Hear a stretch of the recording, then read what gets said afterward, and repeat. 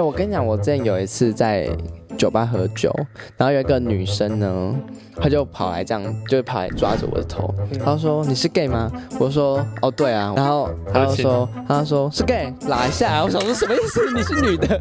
然后我就真的被强吻了，我就被打击耶。所以你是被拉的？对啊。OK， 而且还给我伸舌头哎。不然怎么叫垃圾？好可怕，好可怕哦。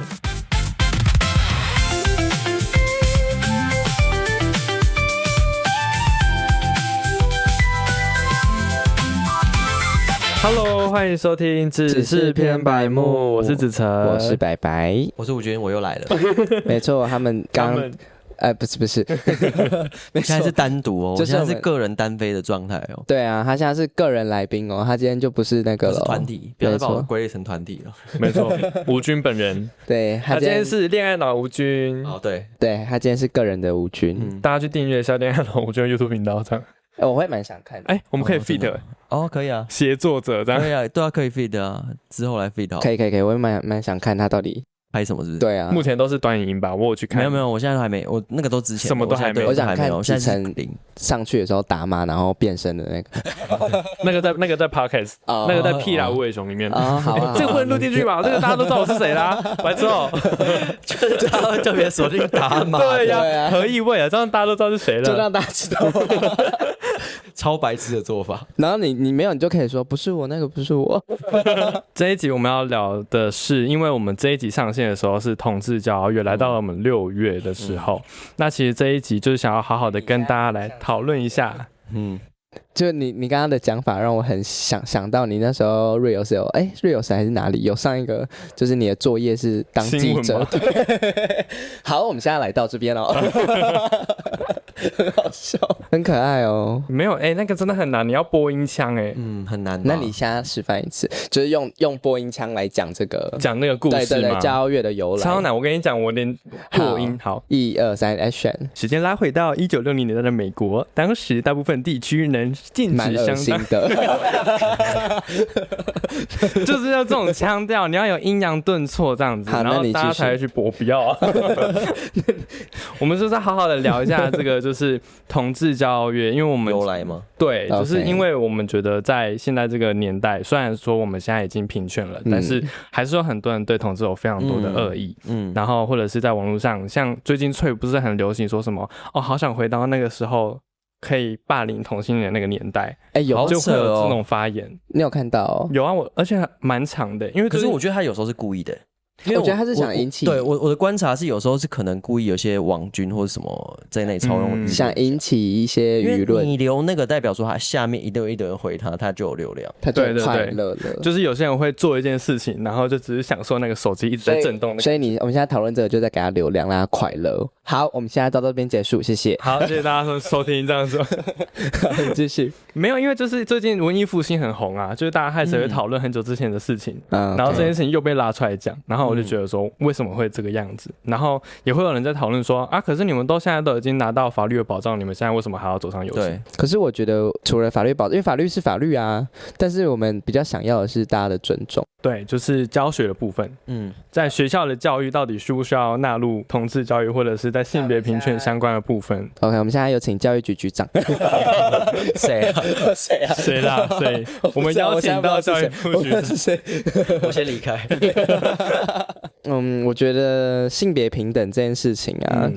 我觉得有时候除了家庭的观念之外，学校到底要怎么跟学生讲这件事情？因为有时候我想讲的是说，有时候其实自己老师本身他就是一个会性别歧视的人，那这种人他怎么有办法好好教性别平等这件事情？我觉得每个人一定都会有自己的立场跟一个言论，那这是很合理的。但是你今天的工作是老师的情况下，你应该要保持一个中立，因为你要带给学生的应该是让学生自己去思考他们的想法是什么。所以你就是加在自己的立场的情况下，那就会有一些状况哦。可是我们每一个年代不一样嘛，就是你看我这边干嘛？就是想问一下你有之前有遇过？我觉得这一题就聊得还不错，是我们应该差蛮多岁，所以我这个时代是真的是哪一个年代呢？我现在快33嘛，那大概是80年代啊， 90，是90是不是？回到80年代，可是在学校教育部分，我觉得就差很多。像现在的学生，比起我们那时候是连出柜都不敢，甚至没有出柜这个词，就是你在环境中，你根本不会听到这个词，从来没有人跟你讲过。你是觉得说，为什么你喜欢男生？然后喜欢男生是一件好像觉得很奇怪，可是你又没办法去压抑的事情。所以你只能跟，比如你遇到一个喜欢的男生，你也不敢跟他讲，或者是甚至你们两个真的有来电，可是你们不敢真正的有关系或什么的，因为你就不知道说那到底是什么感觉。那个时候你们的在教科书里面会看到什么一些这些东西？其实我们台湾很少教这个吧，我觉得就是性别教育部分超级缺乏。那你们那时候有什么性别平等的教育，或是很少应该不是说到那么少，但跟我上一代比起来，我们已经算很好。可是我觉得一代比一代好，现在是很多很敢直接讲，尤其在同文通过之后，大家的开放程度其实有蛮高的，提升蛮多的。就像你现在确定说你还是有爸爸，还是有妈妈，不是因为结婚之后丧失了爸爸妈妈嘛？对。而且现在学校的话，应该老师也是蛮怕被告的，我觉得会怕，对，会怕麻烦，所以他们会尽量保持着一个中立的立场，对，中立的立场。而且现在我觉得现在的学生也都蛮敢表达自己，而且现在的网络的状况应该也是可以让他们更懂得怎么。我觉得网络反而有点加剧这样子的对立面就是会支持的，就是会支持，但不会支持的，就是会更会吵架。对，所以我们没有办法要求全部人都要支持我们这个族群，但我觉得我们可以，我觉得我们力量对去要求他们要懂得怎么，不是要求吗？当然是要要求啊，要求吗？尊重这件事情你不要求吗？还是要尊重一下人吧。在学校教育上也都会说，我们要懂得怎么尊重别人。可是怎么会到不同的族群或是你不看好的立场的时候，你就不知道怎么尊重别人呢？你就可以随便肆意妄为的去攻击这些你可能不是你立场的人，那这个不叫尊重，这个叫你只想看到你自己想看的东西而已。没错啊，没错。对啊，所以我觉得尊重这件事情是一件可以大家互相要求的事情。就像我们针对不同或是弱势族群，我们会选择尊重啊，就是我们可能不会支持，但会到尊重。就即使你不认同的话，也不要在网络上那边发一些有的没的发言。对，而且网络上的留言是要付出法律责任的你们大家应该都知道这件事情吧？就算是匿名也是查得到人的是没错啦。但我觉得这个在执行上还是有点难，就是真的是要那个人很在乎，然后愿意去拿那一个法律保护才有用。对，就是看他有没有踢到铁板的对，惹到不该惹的，惹到那些很有空的人。可能你们最近缺钱的话，就可以去告一下。就是对啊，可是有些人我有看过，是他为了要引战，然后去告他们。啊，真的假的？对，有一些就是有点类似诉讼，你有讼棍，你有听过吗？就是诉讼的，然后恶棍的棍，这就是他故意想要引战，然后你骂他之后，他还告你。也有这种人啊，然后在发号上说很像碰瓷对啊，就是这个概念啊，就是这个概念啊。而且现在就像你说的，我觉得媒体就是把东西推向两个极端嘛。对，因为他们应该说极端就是有流量，所以很容易他们就是要这样操作，演算法也会鼓励你这样操作。对，台湾其实包容程度其实相对其他国家高很多，因为有些地方是要处死的。对，有些地方到处会被石头丢。像我昨天就喝酒的时候，又是一样的故事。新加坡吗？真的，那个新加坡朋友，他说他们国家如果就是两个男生拥抱或者是怎么样的话，我不知道是真的假的，但他跟我讲的是说，警察是会看你手机里面的隐藏相簿来确认你的身份到底是什么，或是如果他看到，我记得他们现在好像是基奸罪最近才处罚，就是移除到一般的法律，好像移除掉。可是我记得他们之前好像是蛮严重的，他们现在比较不会在不要在公共场合做太多亲密动作。对。可是我就是没办法，你说什么意思？要抱要亲。你很 open mind。对了，但到哪里就尊重当地法律了。没错。对啊。好，那就是因为像刚刚有讲到，我们这一集上线的时候是6月份嘛，那其实就是想要跟大家来讲一下，其实6月有这一个同志交月的这一个名称，那它其实是真的是有一个定义上面的。对，就是你们知道同志交月他们是因为什么事情？我不知道其实我之前一直以为是就是公投什么之类的，对啊。你说台湾的公投？对啊，所以才会有同志。可是它其实是全球性的，它不是只是专属于台湾的一个月份的纪念。那在新加坡也有吗？这个新加坡也好像有游行，应该他们的族群他们有游行应该是有游行的，这么只是不会规模，台湾算是规模很大的啦。对啊，台湾会东京也有，可是也不会那么大。东京对啊，东京有，然后曼谷也有嘛。我觉得台湾人现在比较勇敢表达自己。你有参加过台湾以外的游行？没有，我没有。然后你有参加过台湾的游行吗？我没有我完全没参加过游行。应该有人约过你要不要去游行之类的？有啊，或是可能有机会也会想去，可是就是一直没有，就是一直刚好不是那天有事，就是要上班，然后就想说算了，择日不如撞日，你就今年去。可是今年台湾游行不会在6月啊，今年是几月？9月。那10月。那我公司是百货周年庆，好像也不行庆祝。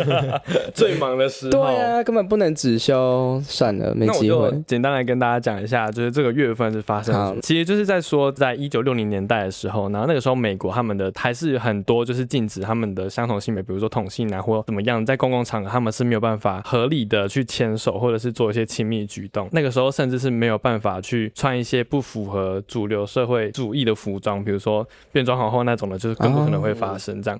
然后当时呢，其实在这种社会风气之下，有一个 LGBT+ 的族群的一个酒吧，那他们可以去让他们至少在里面的时候是可以做自己的。然后结果就在1969年的某一天凌晨呢，就有几个警察就进去里面临检。怎么你笑什么？因为你刚说某一天，我想说什么意思？是6月28，我帮你补充。对，6月28日。对，好，反正就是1969年的6月28凌晨，然后就有警察就进去他们的酒吧去突袭临检，然后还去逮捕了里面的不符合规定的人。这件事情就有引爆里面的族群的怒火，然后就有开始对警察就是做出一些投硬币啊，或者是一些反抗的动作。这件事情就维持了蛮久的，然后就被称之为10强的事件。也因为这件事件呢，就变成说大家会在6月份的时候就会变成一种纪念的行动，去把这个事件推到全世界这样子。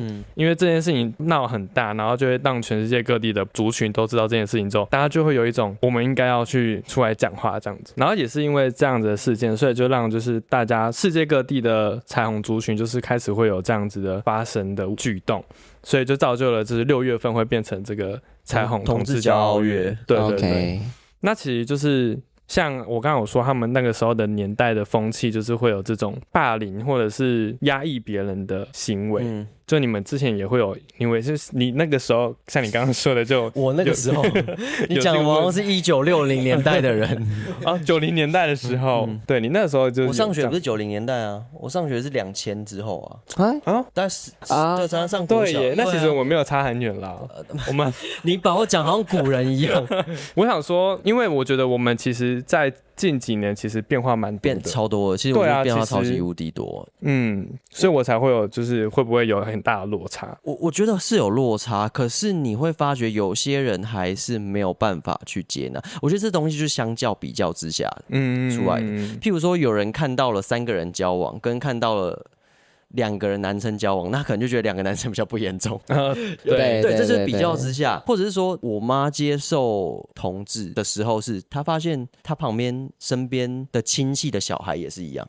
他可能他就觉得有个话题，然后有一个人也是这样，他是一个很正常的时候，他就觉得没差了，他就觉得别人也是这样，所以自己小孩也是正常的。所以其实同志游行有一部分很重要，是告诉大家说，其实很多人都是这样。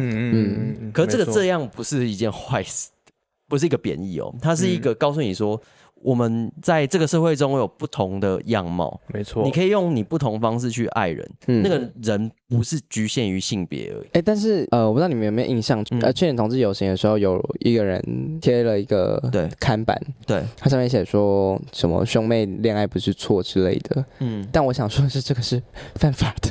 我觉得很多人会用一些比较激进的方式来讲吧。对我来讲，我觉得因为我那时候看到这个的时候，我的想法是有点太激进了。对，因为毕竟我们这个活动主要虽然是想让大家知道，这世界上的确有很多不同的面向的人在这边，对，但是有时候就是还是要看一下自己到底在干嘛。这件事情本身，我觉得应该这样说，就是因为它在法律上也不是一个合法的事情。对，而且那时候我不知道你们有没有看到，就是它下面的讨论也是蛮……我好像没有看到，我也没看到。我倒是蛮想发表一件事情，是这个事情，其实我已经从最早刚开始参加同志游行，吵到现在还在继续吵。这件事情我觉得超级无聊，就是衣服为什么要穿那么少？这个超容易被拿出来讨论。依我自己是学性别研究的背景，我来跟大家讲一下这件事情好了。这件事情其实我也之前在 IG 很常讲，可是很多人可能没有看过，或是觉得可能就每年都一直会被拿出来重复讨论啦，我觉得很烦，所以我就发表一下我自己的立场哈。有些人就讲说，为什么同志游行上有些人是穿很少，穿皮衣，穿什么可能只有几根束带，可能鸟鸟都要掉出来了。这件事情我觉得超级多人会拿出来说嘴说，你看同志就是恶心，同志就是淫乱，对淫乱，但是应该是想要展现穿衣自由这件事情。对，我觉得很多时候是我们很容易把性跟很多东西连接在一起。比如说我性，我把你跟衣服连接在一起。这个最典型的案例在哪里？就是伊斯兰教国家，他告诉你说女性就是一定要戴头巾，不能抛头露面，我们一定要把所有的身体都遮起来，这样子才不会激起男生的欲望。对，可是这个东西就无限上纲。你刚开始先遮了脚，你之后遮了胸部，你最后遮了脸，你什么事情都没有。所以在这个讨论里面，我觉得最重要告诉大家是，我们在所有的光谱我们都能接受。你可以穿很少，那是你的穿衣自由。你也可以包得紧紧的，那也是你自己的选择的自由。所以你在上面你会看到很多光谱的人，可是有些人会特别去放大某几个光谱，或是你可能自己不认同的人，然后把他觉得说，哇，这个就是同志游行的全部。这个我觉得是超级瞎的事情。没错，对啊，就像你遇到一个很小的事情，你会把它放到很大吗？不会啊。你只是把它当作说，那我就是不认同你，可是我尊重你。如果你想要这样去做，你想要做犯法的事情，你想要被警察抓，那也是你自己选择的自由啊。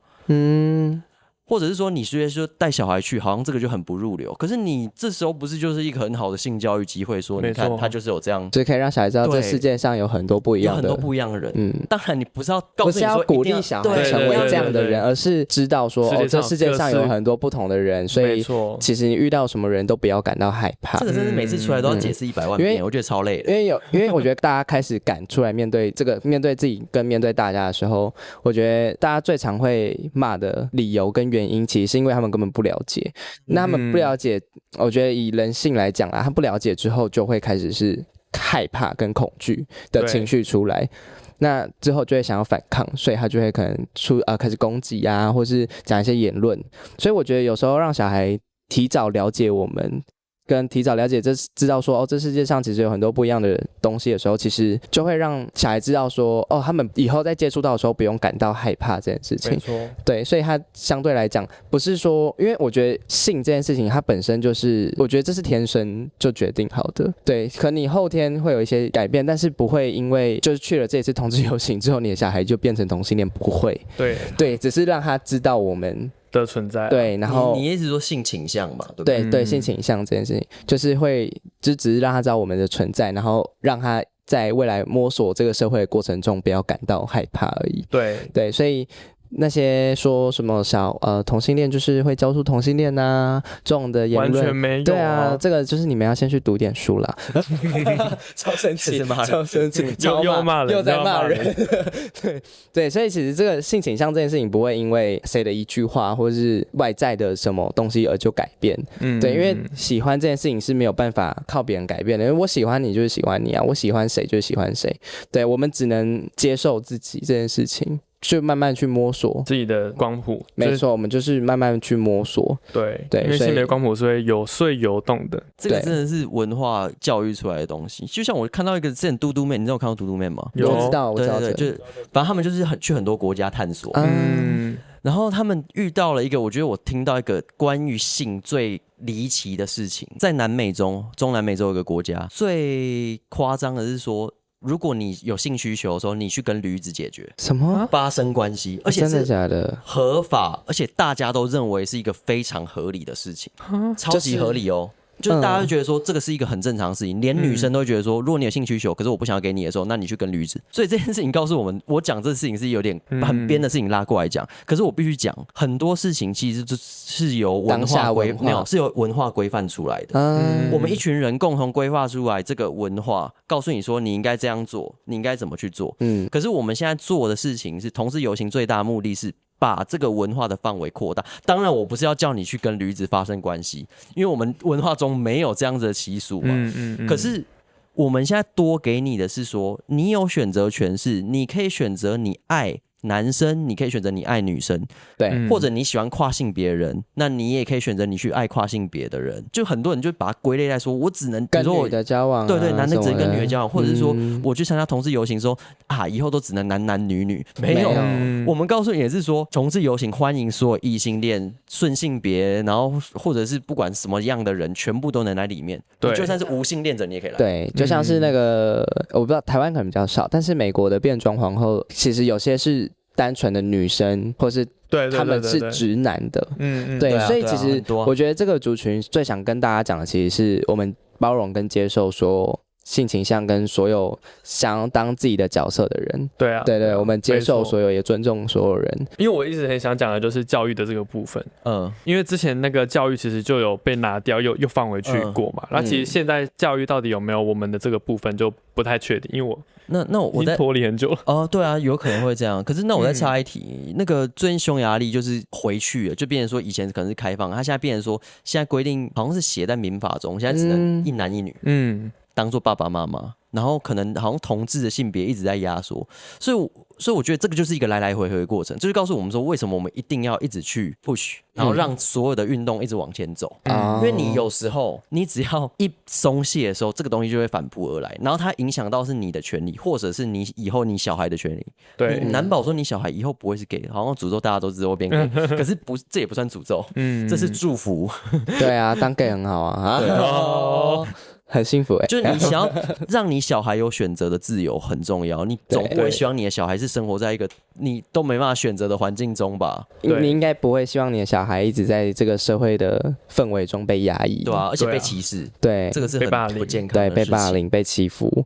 然后可能在路上就被攻击，所以你也不要霸凌别人，你也不要歧视别人。对，没错。我比较想问的是，你自己有遇过什么可能歧视性，或是就感受不太舒服的可能言论啊，或是行为吗？我自己其实是有反正这个要讲到我高中时期。我高中时期有遇到一个偏台南，就是8+9的一个男生。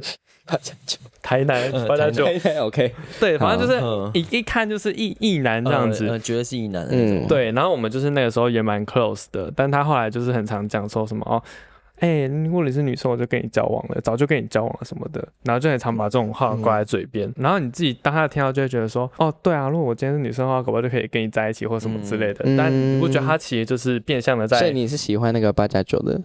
那个时候一点点 a little 没有太多。对。可是难说啊，或许他搞不好现在探索完之后，他发觉说他就喜欢男生。他那时候搞不好在探索自己，所以跟你讲出这种话，然后可能他过了可能5年10年之后，妆比你还浓。也不是说同性恋都会化妆，没有这种事情，好不好？我的意思是说，就是可能他探索之后，就后来发现他后来也跟一个男生在一起，就发现他自己好像也很喜欢男生，对，也很喜欢，对。但就是因为那个时候，有时候这种其实我跟你讲，有时候这种言论其实都是讲给自己听的，对啊，就有时候他们是自己还在探索自己的过程中，他要说服他自己，对，所以他感到害怕什么的，对啊，所以开始可能会讲出一些比较伤人的言论，对，但其实久了他应该自己也会后悔了。你讲的好像每个人都会变成那个。当然有一些人就是想要攻击或歧视，那我们也没办法。通常你反应很大的人，通常他都自己是对心中带有这种疙瘩。对，或有可能他自己身份他不允许他自己变成同志，可是他自己是同志，所以他就要反，然后反得很严重。对，就像很多教会里面的人，可能他一直要改造人家说，你不能同性恋，然后后来发现他是同性恋，这样哇，这种蛮多这种故事，对啊，看很多。所以你刚刚说，你刚刚那个，就像我刚刚那样讲，就是有这样子的社会风气，所以才会有这样子的话。所以你的幻想是未来生活中如果没有遇到这种事，他想要跟你在一起就在一起的时候，那代表说我们其实有某部分是成功。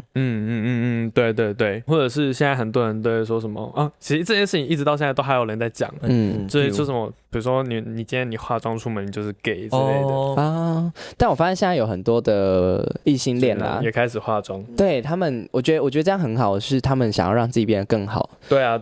其实我觉得这是非常好的，所以其实有很多异性恋真的是现在也是打扮得非常好看的，这就是把物跟那个人的性倾向做连结啊！我觉得这件事情超级没有必要的。对，就没有说你今天化妆，你就是一定喜欢男生什么的。我觉得这世界上没有什么你怎样就一定是怎样，没有什么一定怎样。对。其实有很多人原本以为自己是同性恋，就后来也是跑去跟异性恋交往，就可能跟女生。对啊，就是这个就是这个，我觉得喜欢跟这件事情其实真的就是一个来回，它就是你喜欢，你当下喜欢什么，那你就去接受什么。对，它不会是一个特定跟固定的东西。对，没错，没错。那你们自己有遇到就是类似的话吗？我自己的话是，像我。因为我是一个比较喜欢表达爱意的人，所以我可能在路上的时候，我会就是我跟另一半走出去的时候，我是会牵手的，就是觉得就不在乎别人会看你还怎样，那这我就还好。对，但那时候比较夸张的是，我永远记得有一个，我那时候在西门的街头上，就会有一个阿姨呢，她就走过来说，西门呢？西门已经那么开放，但是阿姨啦，西门可能出去撞到2个人，其中一个一定同性恋，确实，在一个地方他还可以歧视。没错，反正就走在路上，那个阿姨就说：“哎呦，2个男生牵手好恶心哦！”想说你自己不看你长得多恶心。那你当下有做什么反应吗？还是你真的跟他讲说你自己不看你自己多恶心？当然不可能直接跟他讲啊！我当时就说：“对啊，我们很幸福，不像你。”对啊，我就走了。哇，那你也是很。然后他就说：“你说什么？”我说：“不幸的人才会这样在路上攻击别人的。”然后我就走了。因为我会觉得你这样攻击别人，就是想要找寻一个安慰自己的优越感。不幸的阿姨，不知道你现在还幸不幸福哦？还对他讲话？对啊，对他讲话。那吴君有吗？其实我还好可能就高中而已吧。因为我从小到大我都超做自己，就是不太管别人眼光到底是在干嘛。只是我后来我就有思考到一个问题是，像我来问你们好了，就是如果你另外一半是神棍，这是我们今天的主持人吴君。吴君，如果另外一半是神棍，你们能接受吗？我不行。你说没有办法让家人知道，或者说他没有办法让他家人知道说你们2个在一起。我之前真的有遇过，真的有交往过一个男生，他家人是完全不知道他的性倾向是什么，而且他家人是没有办法接受，比较偏传统的。然后有一天我们在可能干嘛的时候，被撞见吗？对，他妈就开门，然后妈妈总会以一个最不想看到的，对，妈妈的登场时间都很不 OK。对，然后他妈妈就开门，然后我们就很尴尬，然后后面他妈妈就开门一下就出去，可能就呼唤她的老公。对，然后她老公就来，然后最终呢，把那个我那时候的另一半叫下楼，可能就是讲一些沟通什么。当天我就去其他地方住，反正他妈妈到现在都还是没有办法接受，因为我最近有问他，我说太冲击了，对，太冲击，而且他爸妈也是，就是当下也是说你们在干嘛之类的这种，对，很 detail 的。哇，那么 drama 吗？对，我当下也是，就是说吓到啦。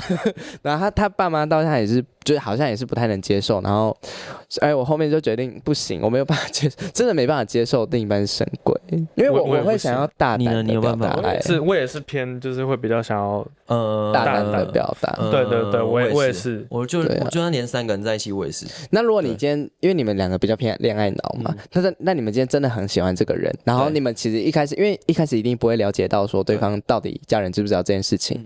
对，如果我们可能没问就不会了解到嘛。那可能你们真的喜欢上对方了，对，那怎么办？我会看他多深，然后有没有办法破掉。就是非常深啊，就是他家人完全非常传统，家人跟朋友都不知道吗？就像那我来分享一个好，我之前第一任的男友，其实他家就是基督徒，然后而且是很虔诚那种，因为他妈妈就在教会服务，所以我们那时候就是有很多磨合。他甚至那时候认为说，他如果是 gay 的话，他一定会下地狱。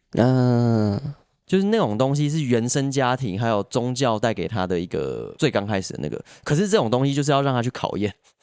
我所谓的考验是他自己要去平衡，说这个比较重要还是情感比较重要，因为你这个东西后面会有很多的摩擦嘛。对，那你在摩擦上，如果你们2个真的不行的时候，那就是又回到上一集有聊到价值观的选择，就是你价值观是有些人认为说，哇，那我看重家庭，我看重这个宗教，那他可能他就选择宗教。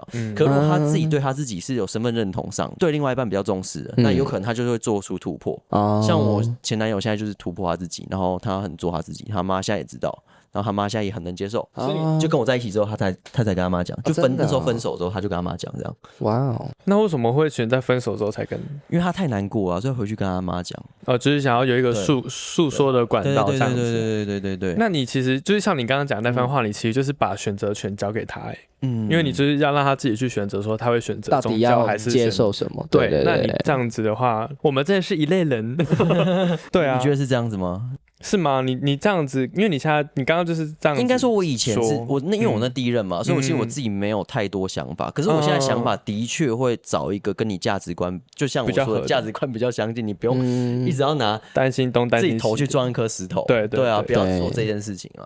就是如果你是一个两个都深贵，那你们两个可以处得很好。对啊，因为我前阵子听到一个故事，我觉得也很有趣，是他们两个虽然在一起很久，然后一起开店，可是实际上对外还是非常的低调。说他们以前在学生时期的时候就在一起，然后学生时期的时候，为了避免他室友知道，他甚至住5楼爬墙爬到外面，很危险，然后这样来来回回，就是不让他室友知道。我想说，天哪，这也太累了，而且感觉下去就挂掉了。对啊，好危险。所以我说，如果你要冒那么大风险，那你又那么爱对方的时候，那你不如给对方一个保障。所以我现在有做法是，我一定都会确保我另外一半是可以，比如说牵手可以干嘛，然后是出柜，然后我自己也做好的方面是，我一定会跟家人讲说他是我另外一半。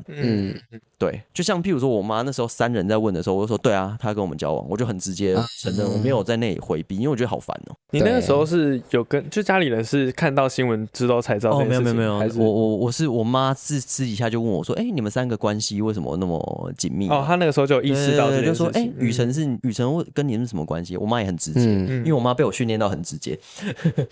然后她就问，然后我就说对啊，我们3个人在交往啊。她说这样，然后就睡觉。那你呢？你自己是怎么跟家人沟通的？你说出柜吗？对啊。我是因为公投我是因为2018年公投的时候，所以他们现在都能接受。就是我们会避而不谈这类的话题，对，但是公投是怎么样的？就是2018年那个时候，就是然后就说公投同意，是我妈主动开口，然后就问我说，为什么那个广告就是一个，因为那个时候就是爱家跟彩虹吗？对，彩虹大平台就是2个大广告，一个就是叫你投同意，一个叫你投不同意。对，可是这2个广告都同时在各大的媒体上播。对，然后就会有人就想说，为什么一个叫我投同意，一个叫我不同意？对，然后我妈那个时候就是看到了，然后我还记得我那个时候在吹头发，吹到一半，我妈就看到广告，然后转过头，为什么这个叫我投这样啊？到底要投什么？就这个时候我爸走出来说，那个投不同意啊，那个2个男生在一起不行，什么什么的。然后讲完之后，我妈就转过来。你觉得嘞？就还问我意见，你说什么？我就说我觉得要投同意。所以我就说那个彩虹的要投同意。可是这样算出柜吗？这样不算吧，这样只是表达意见而已吧。但是我觉得他隐隐约约就是家人一定知道什么东西，所以才。其实我觉得父母亲的观察能力是很高，看得出来，一定看得出来。说你特别喜欢都不跟女生来往，那一定很奇怪。对啊，我出柜就我觉得这样有点丢脸。对，因为我那时候会看泰国的腐剧，就是泰国的 BL 剧，然后那时候就看到哭。对，我真的不知道为什么看到哭，然后我就打电话给我妈，我说我喜欢男生，然后大哭。我说我喜欢男生，我就直接讲。你妈是完全就能接受？她当下表示说，她说什么我没听到，然后我就说我喜欢男的什么的，然后我妈当下的反应是说没关系啊什么，但她其实隐隐约约还是会给我一些压力，就可能会跟我说，还是想要玩小孩。她把这个责任推到我爸身上，她说你还是要给你爸传宗接代什么的，但她说你喜欢男生没关系啊，但你还是要生一个小孩。那因为我那时候也讲完了我的立场嘛，所以我后面可能就跟他说可是这样我会变得很不幸福所以我不要。对，反而是因为我一直以为我爸不知道，然后是后面过了几年，有一次我爸喝完酒就突然跟我说我都知道你的什么什么事情，这样子我才意识到原来他其实早就知道，但我爸的做法是他知道了但不会但没跟我聊。那他好像据说是他可能有查一些网络，或是可能去问一下他的朋友，之后就发现这件事情可能是一件很正常的。对，所以他后面就默默的就接受，但我们也不会去聊这个相关议题。对，但我现在如果带我男朋友回家就说我男朋友这样。对。可是父亲的角色好像本来就很难做这件事情。对，因为我们通常就是可能做小孩的人，就是比较不会跟我比较不会跟我爸讲，对对对，讲这种心里话就比较还好。对，没错。但对他虽然那时候喝酒的时候聊，我也有吓到他是直接开口聊我性倾向这件事情。不过不用担心啊，我觉得父母他只要开始一有这个意识的时候，你就植入一颗种子，对，他就会慢慢的发芽，然后做变一棵大树的时候，他就接受，他会认清那个结果，对对对，他就 OK， 不要特别去跟他们聊太多就好。对啦，是这样讲没错，但我觉得我们还是算幸运的，因为我遇到真的是很革命性，就叫你滚出去你家里。对，我也有遇到朋友是这样子，因为我们之前有讨论过我们好像节目中我们有讨论过一个出柜问题，好像频道也有，然后节目也有，就是出柜第一件事情最重要是你一定要有经济能力。哦，对对对对，你要有办法做好最坏的准备，自己出去生活。对，因为有时候有些人会把你赶走，那没有被赶走，我觉得都算幸运。对，那也是没有办法。对，我觉得就是要给家长们一些时间。去接，因为我跟你讲，很多家长是属于那种别人的小孩没关系，但我自己小孩不能试，这是真的。对，就是可能在外面说我很接受啊，这个都大家自由的选择啊，但你可能跟他说妈妈我是同性恋的时候，他可能就可能就会他们自己可能会没办法接受，所以我觉得是要给他们一点时间慢慢消化的。对，他们我觉得也不怪他们，因为他们当时受到的教育就是这样，然后对。毕竟你要改变他生活长期以来的一个观念或是文化也是蛮难的，对对，所以只能让他慢慢的去消化跟接受，跟让他更了解这个族群到底是什么，对，要让他知道这个不是后天可以改变的，这个是天生的，这就游行的意义好不好？对，就是要让大家知道，没错，因为我自己也蛮讨厌出柜这个词，我觉得出柜这个词其实蛮烦，根本就不需要柜子这个东西。对啊，如果你没有柜子，那没有什么所谓出不出问题。如果大家都是众生平等，然后想做你想做的，就像异性恋在路上不会跟大家说我是异性恋，也不会特别去跟他家人说我是异性恋，这件事情是一样的。对，因为这个就是很正常的东西。你会跟你妈说，难道我喜欢女生？对啊，我喜欢女生，你妈也想说笑废话。对啊，可是为什么喜欢男生就要特别跟他说？对啊，对，所以我觉得如果可以到那时候，可以不需要特别去解释你喜欢的倾向是什么的时候，其实这个时候真的大家就是非常的就很舒服了，对，就会相处得起来非常舒服的一个环境。你们自己是有在就学时期是有因为自己的可能有一些像有些人对啊，或是比较阴柔啊等等的，会有被霸凌的状况吗？其实我之前我不知道你们现在看不看得出来，就是你们会觉得我很女性化吗？不会，比如说走路啊，或者是。不会啊，但鼻腔共鸣的时候蛮烦的。好了就好了，因为一直拿这个来打我。就其实我国中那个时候其实就蛮女性化的，就我自己，但是我是完全是不知道这件事情的，就我完全没有觉得我是一个，比如说你们说阴柔啊，或者是比较娘一点的人，但就是在国中的时候，就是我特别放开自己嘛，然后我那时候也没有意识到，我那时候甚至连自己喜欢男生都不知道，对，然后可能就是会跟好朋友一起相处或什么的，但是可能同时我又是一个很高调的人，所以我就会成为一个非常高调的 gay。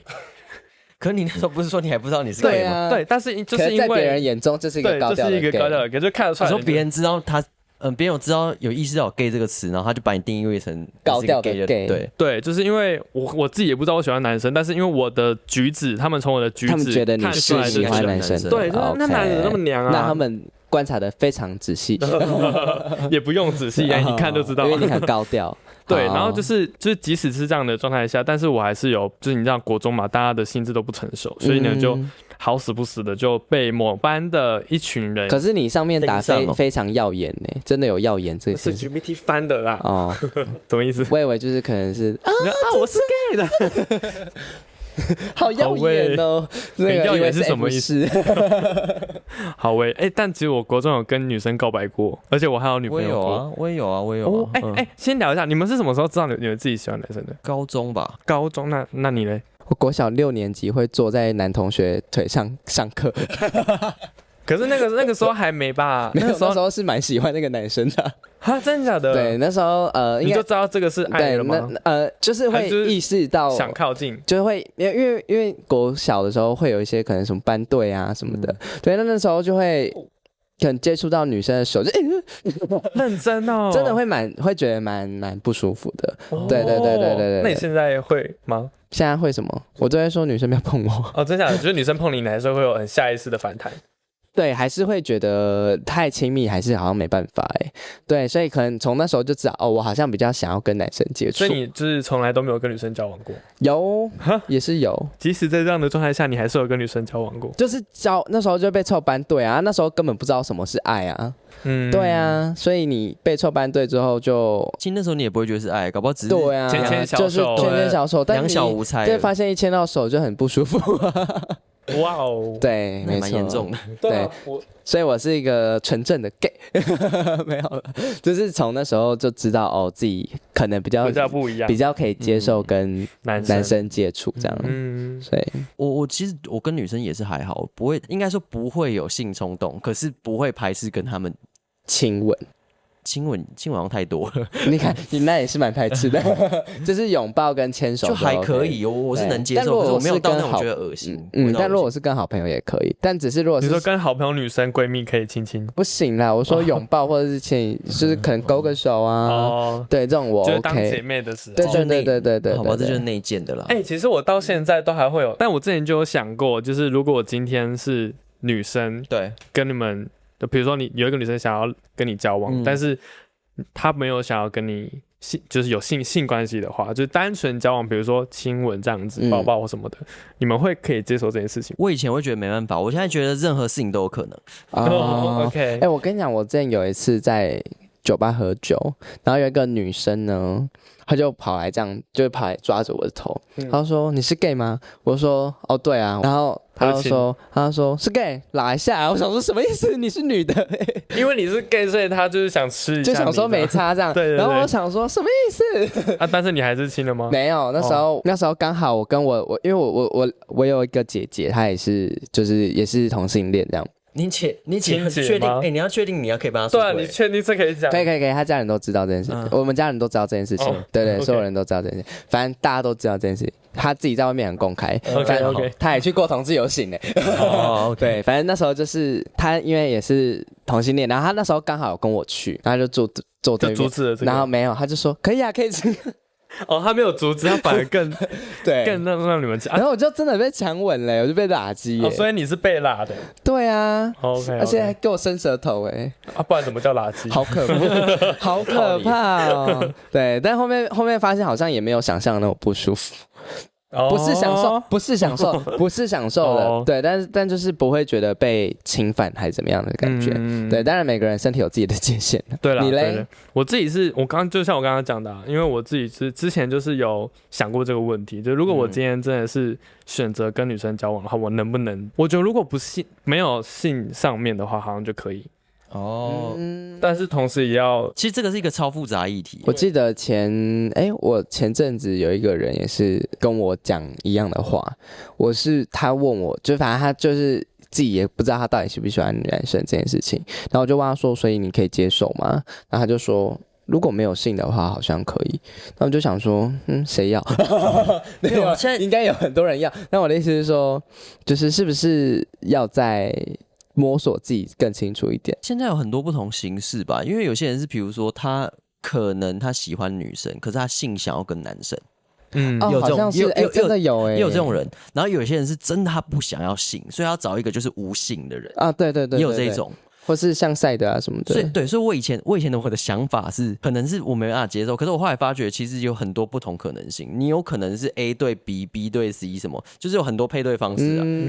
就你能不能把性爱拆开，或者是说你一定要绑在一起，或者是说哪一种情境底下能拆开，那个其实都不一样，而是你要找到你自己舒服方式，然后对方也要能接受的，不然的话就偷情嘛。对，所以就对啊，所以你要找到对方能接受的方式。但我还真的蛮想看我那个朋友真的跟男生交往，我很想看我想看他真的没有性关系，然后跟男生交往，我很想问他到底可不可以耶？因为你自己是确定你完全可以吗？还是你说跟女生吗？对，会有这样子啊？我很怕他听这期节目。反正就是某一次跟我的一个很好的闺蜜，不是你有喝醉吗？没有，我没有喝醉。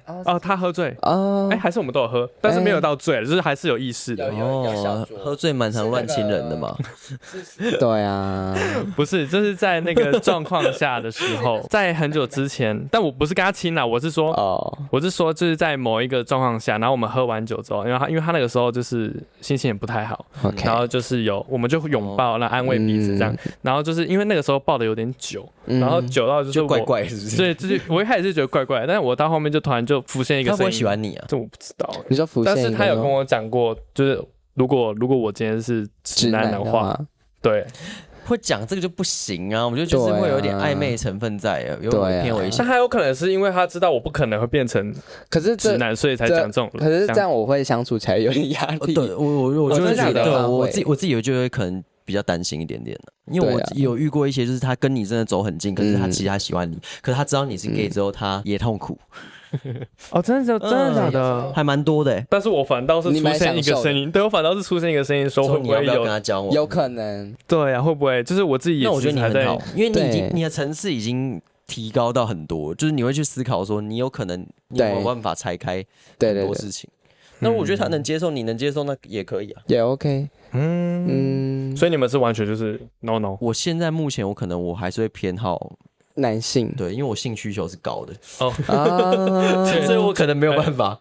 我不好符合，我也是女生网上真的比较无法。我刚刚想确实，但是我想说，讲确实好像不太好怪哦。对，为什么不知道这件事情？确实，你怎么会知道 ？Why？ 所以我没讲，我说第一次见面，好，又拉回去，怎么如何见面了？所以你那时候浮现的声音就从那个时候开始就一直有在想这件事情，而且我自己私底下也有跟他讲说，我其实有这样子在思考这件事情，真的。但是我说，那他说太好了，跟我想一样，他说太好了，我也在思考这件事情，我们要不要试试看？你有这样吗？没有吧？没有啦，没有。还他内心想说，哇，终于没有，我终于掰直了一个，终于直了一点点。对啊，反正就我刚刚故事还没有讲完嘛，就是因为那时候国中我比较女性化的关系，所以就遇到了另外一个班级，可能对我就有点敌意这样，但我不知道他们是出于什么样的角度，反正他那个时候就是我就是受到了他们的一些欺负这样。欺负。对，就是有一点，就现在来讲就是霸凌嘛，但那个时候我就没有觉得什么，应该说当下的我就觉得说为什么会发生在我身上，但是我也没有把它想得多严重，这样。但是就是那个时候，比如说就是我在上厕所的时候，曾经就有被人家把那个门挡住，就是不让我出去，这样。那真的是霸凌真的很霸凌，对，很霸凌。我跟你讲，这种会崩溃。你说你会在里面崩溃大哭？我非常怕人家做这种举动。尤其是如果我跟你讲，我最怕的是我上厕所的时候有人把门拉着，然后关灯，我会直接蹲在地板上大哭。对，这种我会完全没办法接受。但因为我那个时候就是我那时候没有以为外面有人，就我怎么叫外面都没有任何的回应。可是下面会有残影吧？我们学校看不到下面，我们学校很酷的是，它可以从上面的地方看，就是我们的隔间进去会有一个，通常应该是让大家可能放包包或什么的，但是就会有人从马桶站上去，然后再站到上面去，然后就会从上面看我。看你干嘛？从隔板看出去吧。对，然后我就有一次上厕所的时候，我就因为我一直觉得怎么好像有一个眼神，对，一直有眼神，然后我就回头一吓到吗？我整个大吓到啊！就是一个男生从头上看我，他在干嘛？他要看什么？我不知道看他看什么？不是看我上厕所，他想看你在干嘛？是不是？还是想看你？我不知道啊，因为我一看到他之后，他就马上就跑走。对，那你知道他是谁吗？你是认识他的吗？我现在那个记忆是模糊的。OK， 那你所以你后面也没印象，你到底有没有去找他理论，或者是找他沟通这件事情？我不知道是谁啊，因为我就是一看到他就马上就离开了，他就马上就消失，所以你可能也没看清楚到底是谁。对，但是因为我跟你讲，当你真的遇到这件事情的时候，你根本就没有办法去好好的想说他是谁，会愣在原地。我跟你讲，我也是吓到。我之前有一次在百货公司上厕所的时候，你也被看吗？我是被偷拍，太夸张了吧！我一抬头我就看到一只手机在拍我。天哪！然后我当下要愣在原地。通常大家都会说要大喊什么的，但我跟你们说，真的当下发生这件事情的时候，真的不会，所以不要检讨被害者。对，第一件事情真的是愣在原地，是真的一点举动都没办法做的。而且我当下一直在怀疑自己，说我到底有没有是不是看错？对，但是我其实自己记忆很清楚，说不可能看错。然后我当下就很错愕嘛，然后我就出去之后，第一件事情是一直观察旁边的路人。我也是，对，我一直在观察旁边的路人到底是谁，然后后面我就走出去这个百货，但你没有去报警吗？我跟你讲，我走出去百货，因为我那时候其实在上班，我去那个百货是因为我要去另外一间店拿东西。对，我刚好随小那个网络那个外送订到那间店去。对，反正我就要去那间店拿我的外送走，然后就顺便上厕所之后就遇到这件事情。然后我后面走出百货要回去我原本的那间公司上班的时候，我当下是我一走出去，我是腿软在地板上，然后又开始在大哭，我好爱哭。可是我就在地板上大哭，就觉得好可怕哦。当下的反应真的是觉得好可怕哦。然后我后面就是回到办公室的时候，就是大家同事就看我感觉很怪啊，然后他们就说就是叫你去报警，没有，他们就问我想要怎么解决这件事情。然后我当下的反应就说我不知道。然后刚好经理就问我说你要不要去报警，然后我就说好，但说真的发生那么久了，就是你根本也查不到这个人到底是谁啊，因为你厕所里面不会有监视器啊，对，所以你根本查不到这个人是谁。我跟你讲，真的会有一个阴影，是我是不是像有这社会上这个世界上有一个人的手机里面有我的照片，对，或影片，对，所以我跟你讲，我现在有时候是会在可能一些网站上看到底有没有我的。我当下也有做这件事情对，因为我觉得好可怕，这真的是一个很大的阴影，超可怕，真的真的。所以有时候我觉得不要检讨受害者这件事情，因为当下，因为很多人，我跟你讲，很多人都是从上帝视角去看这件事情，对，你们怎么看，你们都会有很多的解方跟很多的解法，跟你们都会知道怎么做，可是你们当下发生，你不知道，对，你们发现这件事情的时候，你们的心情是什么？你们根本不知道那个人到底是什么心情。对啊，对，所以有时候就是可以先稍微同理一下别人，对，就是不要去检讨受害者这件事情。没错，因为毕竟他已经受到一个伤害了，不需要再放到网络上被你们检讨。对啊，反正好可怕，好沉重哦。真的啊，这真的很可怕，因为我当下报警之后，到现在也都没有任何回应，感觉就抓不到。对啊，那个抓不到，那个很难抓得到。但还是跟大家说一下，如果真的有可能以后如果你们有遇到这种事情，因为我觉得很难说嘛，就当下第一件先大叫。然后让外面的人知道，然后但大家的前提是你们要可以说一下哦，旁边的人在偷拍我这样子，对，然后让看外面有没有好心人可以把他拦下来，对，可是这个要确保自己安全，会不会有些在国外然后让大叫，然后他拿一把枪就把你杀了？不好说。可是我觉得会做这种事情的人，应该他的目的就只是想要偷拍，好吧，或是满足自己，他可能会吓到。对，我觉得在台湾可能会吓到。对，他们应该会，因为我觉得会偷拍就是会想满足自己的可能一些欲望或是干嘛的，对，或是可能要赚钱，对他们的目的不会是杀人，所以应该是，就应该是 OK。把大家想的真善良，对，应该可以啦。但如果在国外的话，就先你英文要先好再大叫，不是这样子吧？然后根本不知道你们要干嘛。对啊，好，反正就是分享一个蛮可怕的小故事，而且。现在上厕所我都会一直往上看，我也会，我现在就是会有这样子的 PTSD， 你们真的是很受到那个影响，真的啊，超可怕！我现在可以不要在公厕上厕所，千万不要在公厕上，非常可怕。而且你现在还是在百货上班，对我现在还是在百货公司上班，很重，对啊。所以但还好，我们现在的那间百货公司是它的隔间是封闭性的。对啊，我就是一直在想，为什么隔间要露上面跟下面？其实这是一个安全机制你知道吗？可是我觉得它在某程度上又不安全。对，在隐私上可能就没那么安全。因为我知道它就是可能要确保里面，比如说如果有什么事情发生的时候会看不到，但是它其实某种方面也给了那一些想要偷拍的人一个管道。没错，管道，一个你说通风管道的部分。对。可是你刚刚有聊到你之前就是有被做就是这几个举动，之后你应该有感受到不舒服吧？对啊，但我之后其实就有去跟市长讨论这件事情。那个时候呢，他说我觉得你就是太女性化了，就是你表现出来就是这么让人家检讨你，对，他就是这样给我这样子的 feedback， 他检讨个人气质，然后他就说我要自己做出一些改变。他要你怎么样改变？去释放之类的，去包手变8+9。对啊，好刻板印象。我觉得以前的很多老师没有受过性平教育，或者是他性平教育观念比较没有那么好的时候，很容易遇到这样的事。对，而且有时候有一些老师他怕麻烦，他不想要解决，因为这种东西其实是非常严重，他是要上性平会的，对，他是要开性平会的。但当时我们有互相，就是他有让那个对方跟我道歉，这样，然后就没就，可是好像就想要大事化小，对，可是道歉之后伤害就没了嘛？怎么可能？没有啊，因为如果是我自己，我就会觉得说，所以我这些伤害是你一个道歉就可以解决的，你一点惩罚都没有得到而且他们道歉不是说真的很心甘情愿的道歉，他一定是那种很吊儿郎当的态度，对不起，对，就是用这种很轻浮的态度跟你头上打下去，然后就是但老师就会觉得说，就是我已经帮你解决了，然后你们就是道歉完之后再跟我说，我觉得你应该要做出一些改变这样子，对，然后我就觉得说，为什么我明明是被受伤的人，为什么我还要去做这件事情？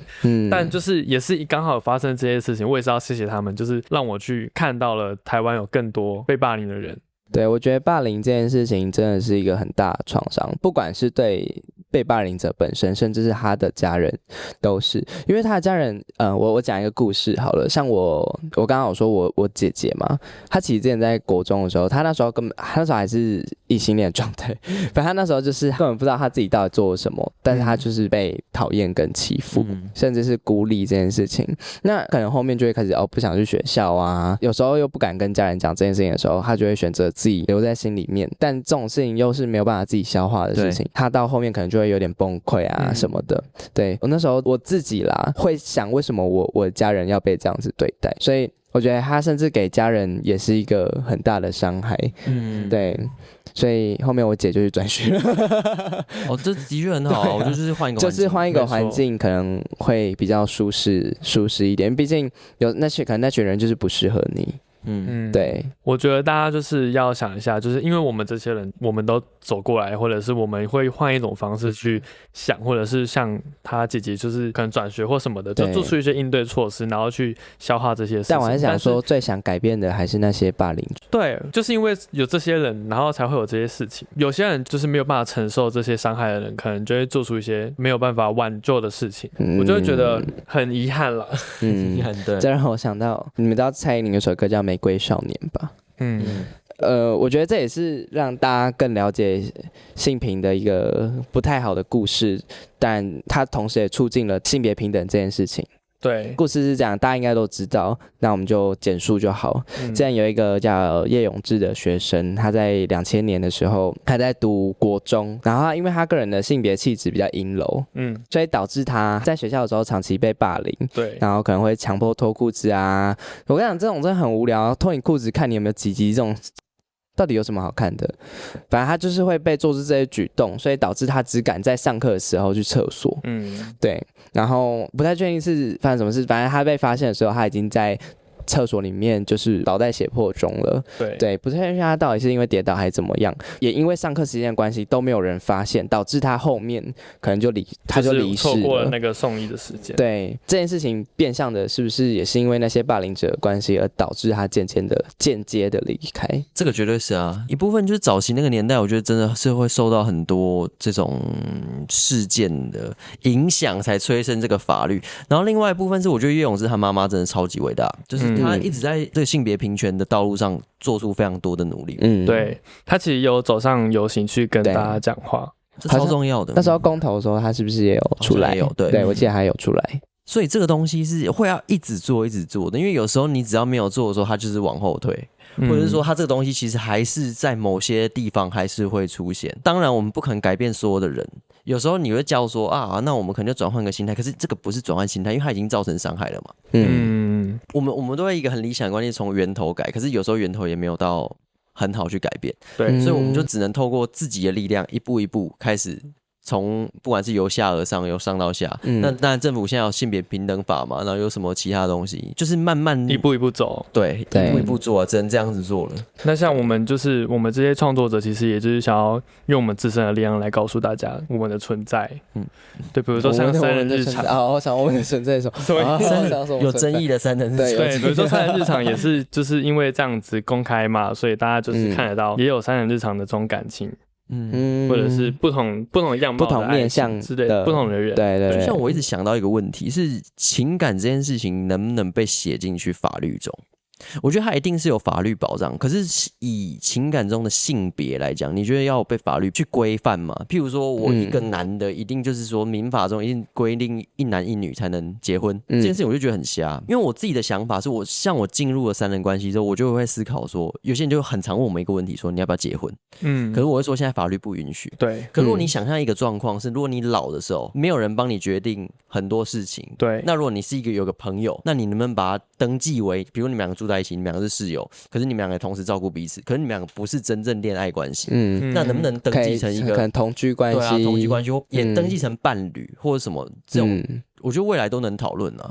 对，没错，并不是那么简单去划分。对，所以我觉得应该说，这世界上的感情有很多种，我觉得法律规范的它只能保障看到的那一种，但可能最简单的，对，最简单的那一种，但可能私底下或是看不到的地方有非常非常非常的多不一样，他们可能甚至是还没有想到的那一种，但就一定会发生啊，或是有可能会发生，所以我觉得有时候法律对啊，就因为可是法律只能最低规范，对，它只能一个最低限度中去做一个。对，我觉得同婚会合法，也是因为我们的族群比较多人，所以我们可以激起这个风浪，但可能在更多不同的关系跟不同的情感里面，他们可能真的没有这么多人的时候，难道他们所谓不同关系是比如说多重伴侣的关系，是不是？对啊，他可能在更小部分的族群的时候，那他到底他要怎么样为自己发声？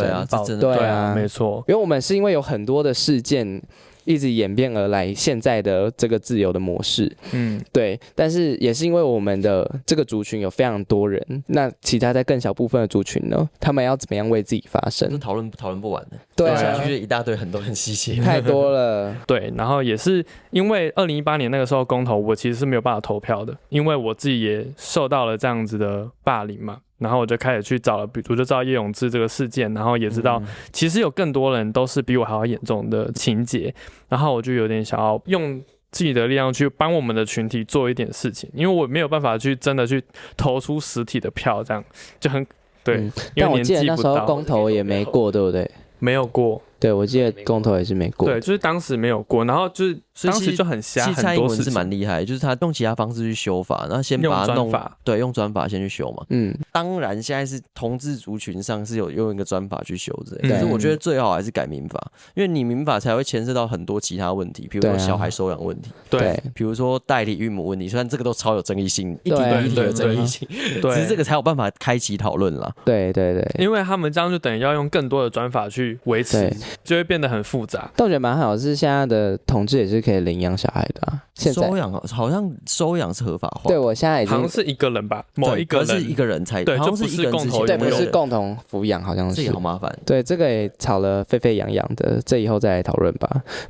对啊，太多东西可以讨论了。好，那其实最后面就是想要跟大家分享一个小故事，就是因为我当时就是像我刚刚说，就用自身的力量去把这个东西讲出去嘛，然后也有在比如说歌唱比赛的时候，我就唱了《猜你的玫瑰少年》什么的，然后我就你有参加歌唱比赛，就学校校内的那种，吓死了，对，校内的那种，但是因为不是星光大道，对，就虽然说是在校内，但是也是想要透过一些管道把发声这样子。OK， 对，然后其实我有点吓到的，就是在2024年的时候，就当时同婚已经合法了嘛，但是也是因为这样子，我们歧视其实是没有消失的。然后我当时就收到一个讯息，是他说他是一个弟弟，国中弟弟，然后他也是一样，就是遭受到霸凌，然后有想要自杀这样子，自己结束自己的对，就是念头。对，然后我当时就是有吓到，应该说我当时其实大抖了一下，然后就想说，哇，怎么会？你吓到原因是说这个时代还有人这样，对，因为这样子被霸凌。对，然后我又会在他身上看到当时的自己，对，所以我其实当时就把我的故事也告诉他说，其实我也有遭受过一样的事情，这样。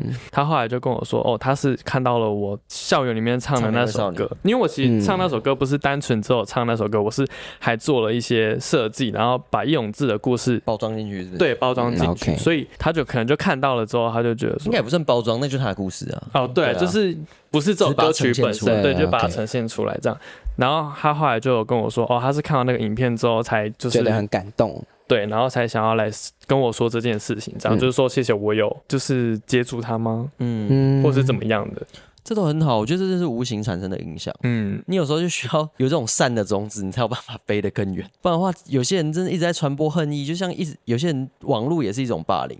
言语也是一种霸凌嘛，所以很多时候就一直在骂别人那种人，我相信他心中也是不会，应该说他负面情绪也是比较多的，不会是快乐的人啊，没错。所以我就是当时就是因为这件事情，我就觉得你应该继续就做到这件事情，所以这也是为什么我今天想要做这一集 podcast， 就是因为那个弟弟，不是因为那个弟弟，就是哇，他给你的动力也太大了，就是我才意识到我们做的事情是有意义的。那他现在有在看你吗？对耶。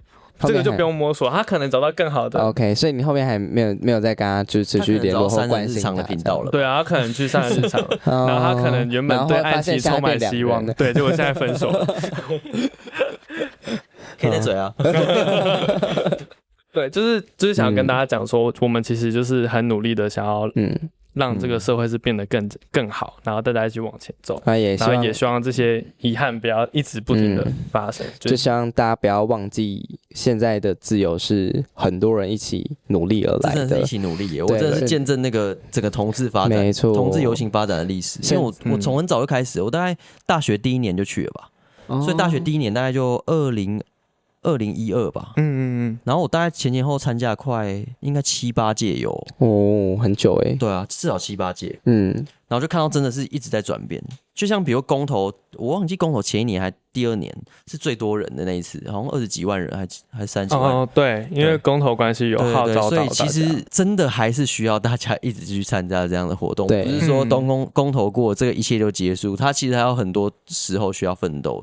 就像你刚刚分享的那个故事，到现在还是会有人遭遇到这样，而且我相信还是有城乡差距，真的是城市跟乡镇之间的那种对于同性，不管接受度、接受程度就是有差，对，一定有差。所以反正这就是很多人都一起努力而来的一个成果。对，而且我们现在游行这件事情本身，其实我觉得它背后的意义，不只是我们想要展示自己的身份，而是我们认同我们自己的身份，也想让更多人认识我们，其实我们是一个很正常的，而且也要告诉大家，你不是孤单的，我们大家都一起走，大家都可以接受自己。你们讲好像你们已经在同游的舞台上，谢谢大家。对，然后也希望大家可以记得，我们曾经有一个很漂亮的玫瑰少年，希望大家可以不要忘记他的故事，这样。而且更要知道，其实不止他，就还有更多一样的人。对，他只是被爆出来，可能还有很多人是